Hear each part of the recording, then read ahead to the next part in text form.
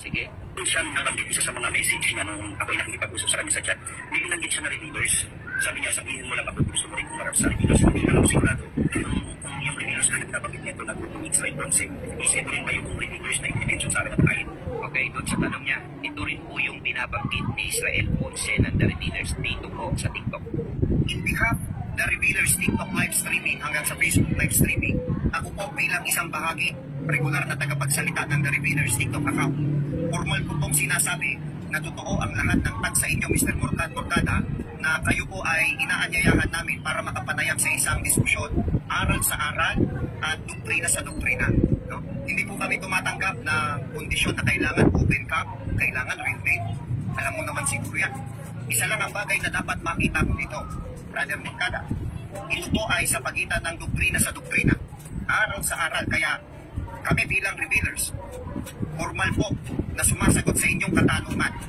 Ang revealers ay nag-aanyaya sa inyo na makapanayam namin kayo sa isang diskusyon. Doktrina sa doktrina, aral sa aral. Sa makatuwid, Kuya Midan, kapag ito ay naghamon tapos ay real name at face reveal, ay hindi niya kayang tindigan yung aral niya. Tama ba, Kuya Midan? Opo, hindi na niya kayang tindigan yan. Yan ang iisipin na kaagad natin dyan. Kasi unang-una po, Kuya Rocky, mas maganda po ipakita natin ang talata ng Biblia. Wait lang ha. Parang nakakamoy ako nakakaiba dito. Mukhang nakakamoy ako nakakaiba dito. May hamon ang revealers. Ayan. Pero ayaw nila ng kondisyon na on cam. Tapos sasabihin yung kanilang real name.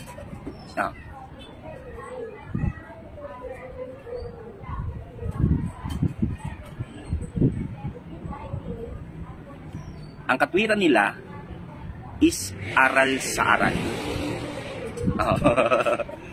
Tapos, kapag hindi ako pumasa sa hamon nila na off-cam debate, iisipin na daw agad nila na hindi ko kayang tindigan yung aral na aking sinasampalatayanan. Napansin nyo ba mga kapatid, mga kaibigan?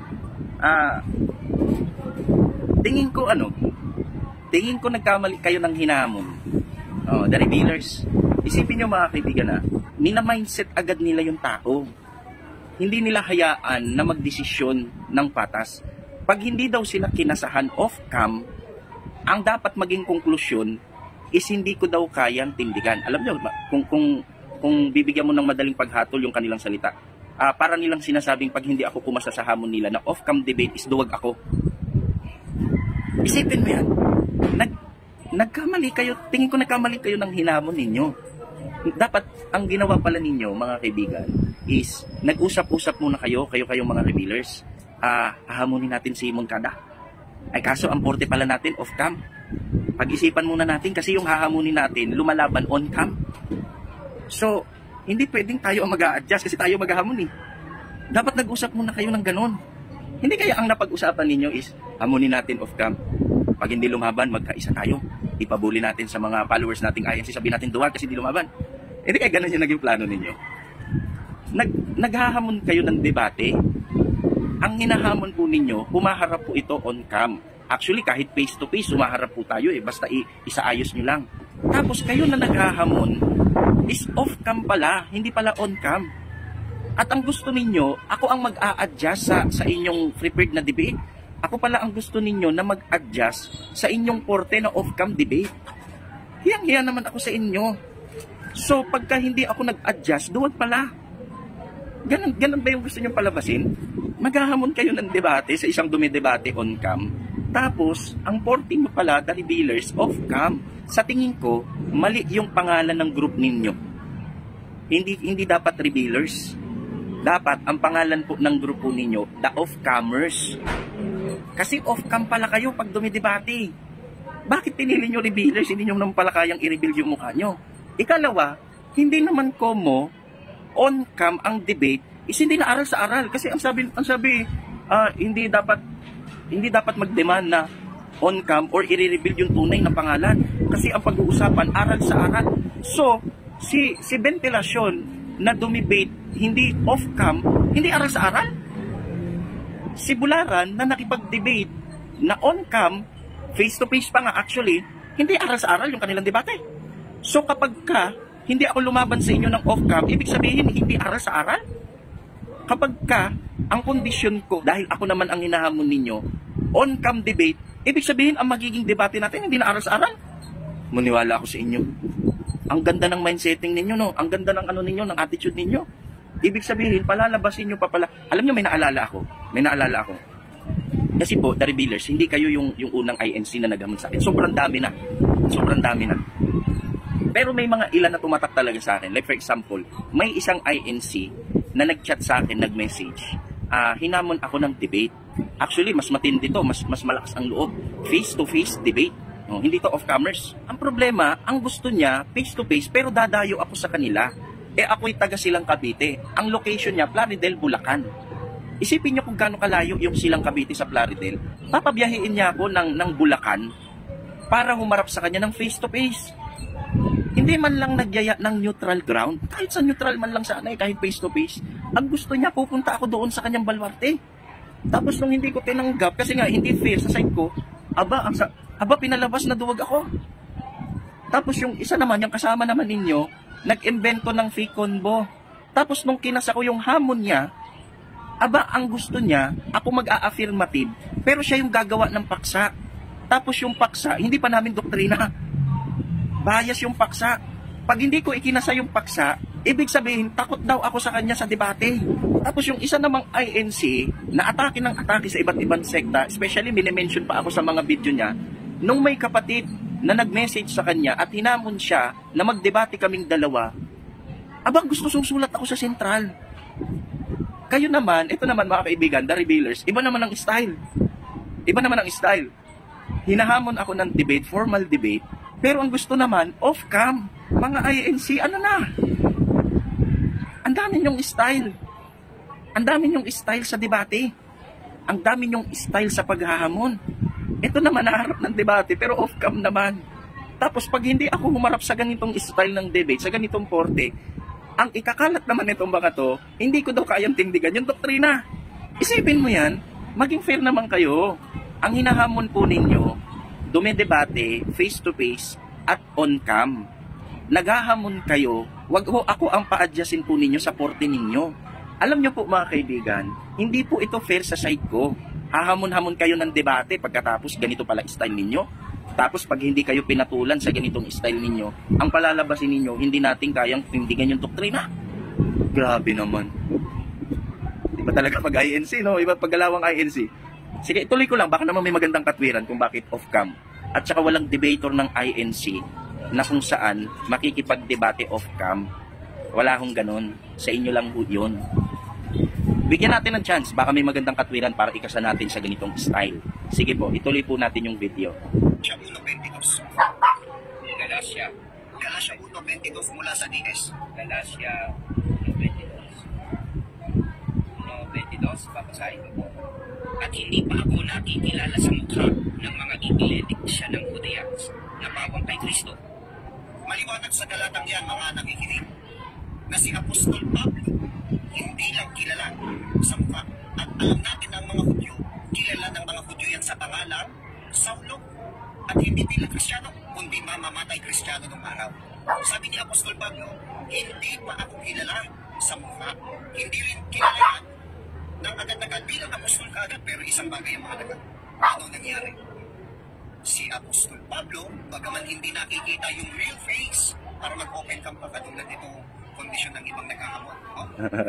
Hindi po kadlang dahil ang doktrina ay hindi po nakasali sa kung ano ang itsura ng makakadiskusyon. Isa pa, ang mga may kondisyon po ng ganyan ay papangalanan natin.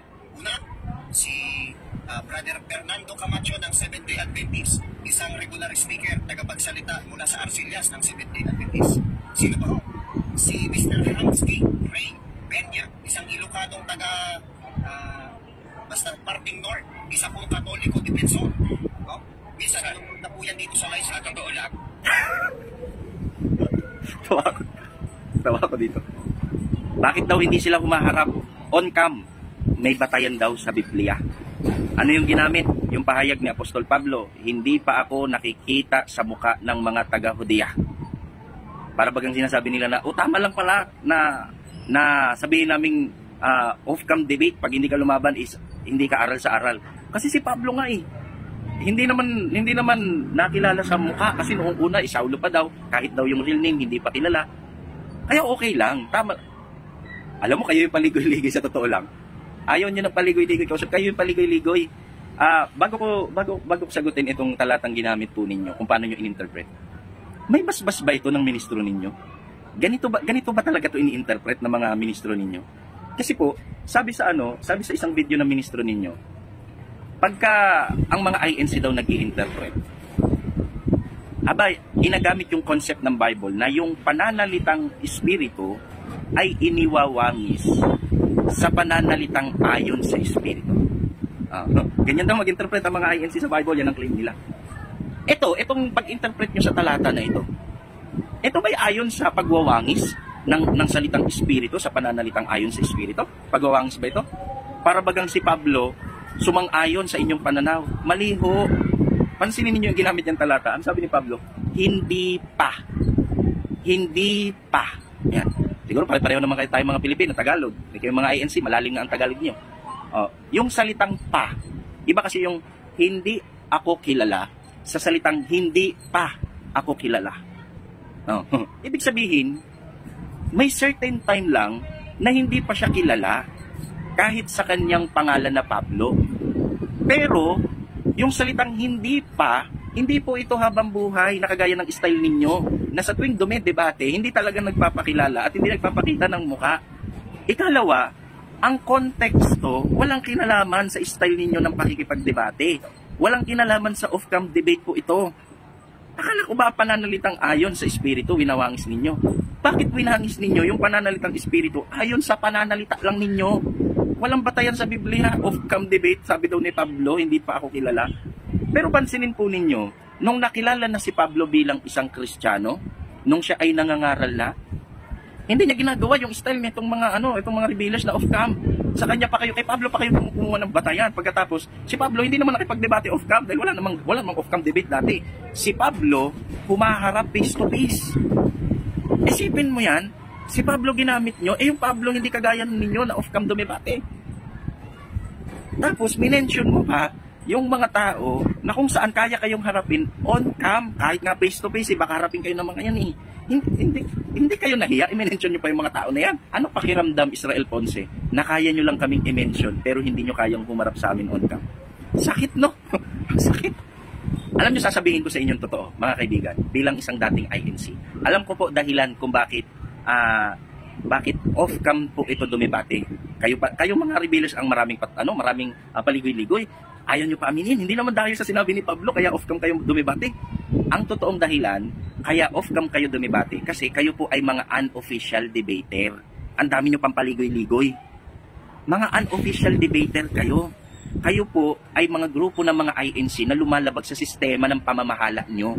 Kaya madidisiplina kayo actually sa ginagawa ninyo. Kaya po ayaw nyong ipakita yung real name nyo. Kaya ayaw nyo ipakita yung mga pagmumukha ninyo on-cam sa debate. Kasi bawal po sa inyo yan. Ang dami nyo pang dahilan. Kami papapalabasin yung hindi kayang tindigan ng aral pag hindi kayo hinarap off-cam.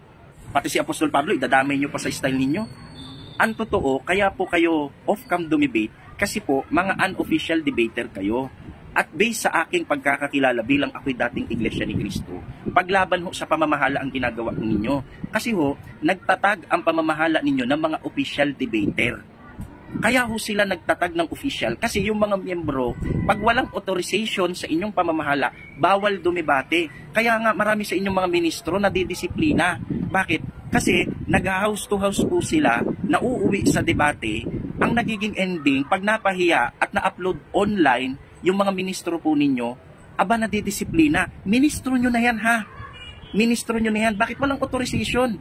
What more pa kayong grupo ng rebellers na sumusuway sa sistema ng pamamahala nyo? Bawal po yan eh. Sa totoo lang, bawal po yan, mga unofficial debater kayo. Yan ang dahilan kung bakit off-cam kayo dumibate.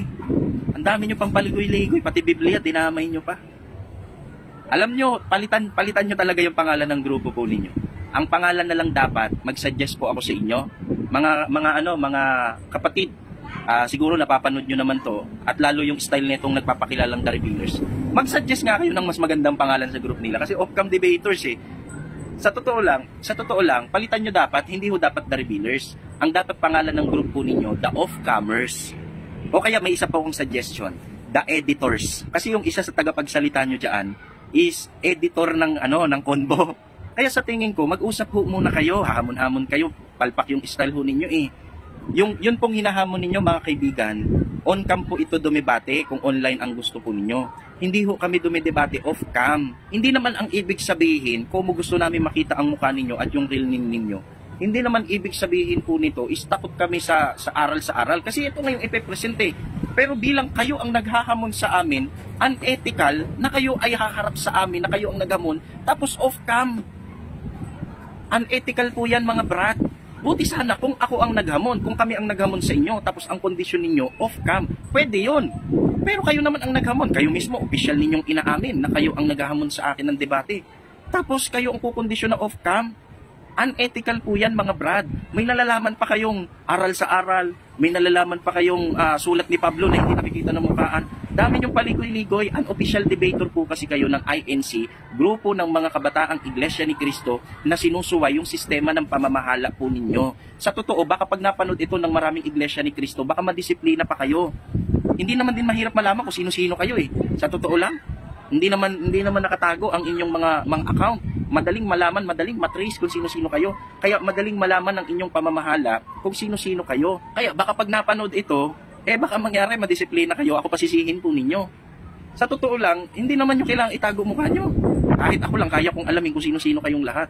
Pero bilang isang ethical na attitude, yamang kayo yung naghahamon sa akin at ang hinahamon po ninyo ay on-cam dumibate, magkaroon naman kayo ng ethics na ipakita mukha ninyo. Kahit hindi na nga siguro pangalan ninyo. Kahit mukha nyo na lang pagka dumibate. Kaya po muli sa mga kaibigan po nating mga INC, pati dito sa Revealers, mag-usap po muna kayo. Ang hinahamon po ninyo, on-cam debaters, hindi po off-camers. Kaya po, mag-usap muna kayo kung ano po yung gagawin ho ninyo, ang lalakas ng loob po ninyo. Tapos kapag nadisiplina kayo dahil unofficial debater kayo, baka isisi nyo pa sa amin yung paglabag na ginagawa po ninyo. Kasi kami, sa totoo lang, alam ko naman na wala kayong karapatan dumibate. Pero dahil kayo naman kasi ang naghahamon, pinapatulan ko kayo. Pero alam natin pare-pareho, lalo ako'y dating galing INC, malaki ang chance na madisiplina kayo kapag ka nakialam ang mga ministro po ninyo. Kasi bawal ho yan. Yan po ay direktang pagsuway sa sistema ng inyong tagapamahalang pangkalahatan. Sobrang bawal ho yan. Pero pinagbibigyan ko ho kayo kasi kayo ho ang nauunang maghamon. About sa aking mga video against INC, wala akong paghahamon ng debate po dyan. Pwede ho kayong sumagot, pwede ho kayong gumawa ng video para i-refute. Maraming mga kapatid nyo gumagawa po niyan. Pero gusto nyo ho akong makapanayam. Gusto nyo po akong makausap live. Huwag ho kayong maging unethical kausap. Ipakita nyo ho yung mukha ho ninyo. At kung kayo'y magkaroon ng lakas loob na humarap po sa akin on cam, saka ho natin pag-usapan yung hamon po ninyo para magkaroon ng date ang atin pong pre-debate.